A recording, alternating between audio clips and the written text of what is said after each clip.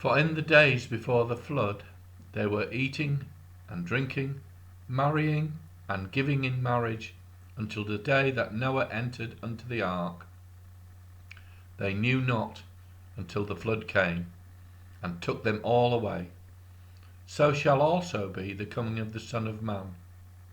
Matthew 24, verses 38 to 39. When she took the photograph, I can see that my wife would have been reminded of a certain boat in antiquity. The story of Noah's Ark is one of the best known epics of the Bible. It has been a children's favourite, with illustrations and toys depicting the animals entering the ark 2 by 2.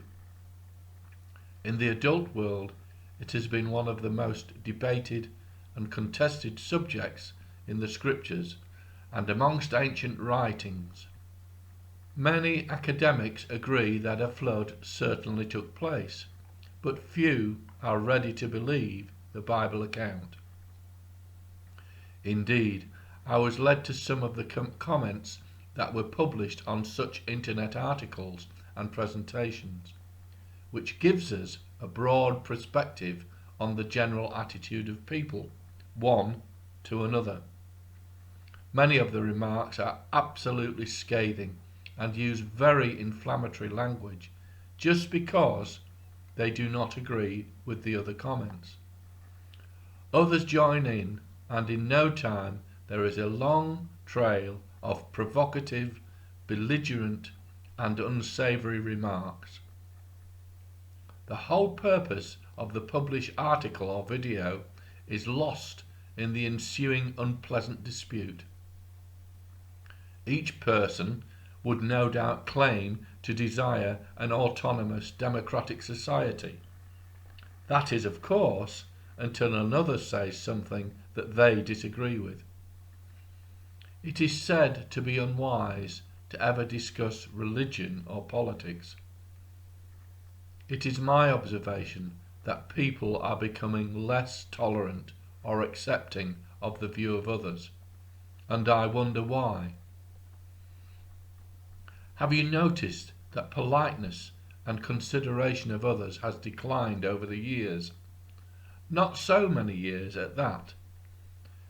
People start a riot in a shop over the purchase of toilet rolls, and if someone makes a wrong turn in traffic, a new phenomenon called road rage ensues.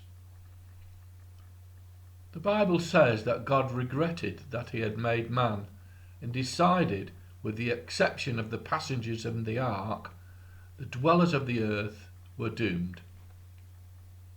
Are we reaching that point again? You see, it's not the decline in civilized behaviour I'm pointing at. It's the fact that people accept it as normal, and I believe that is what Jesus was telling us in this passage. Sexual perversion is normal. Life created in a laboratory, normal. Demonstrators forcibly interfering in the daily lives of others, routine. Take note how quickly the things that just a few years ago would have been unthinkable are now normal life.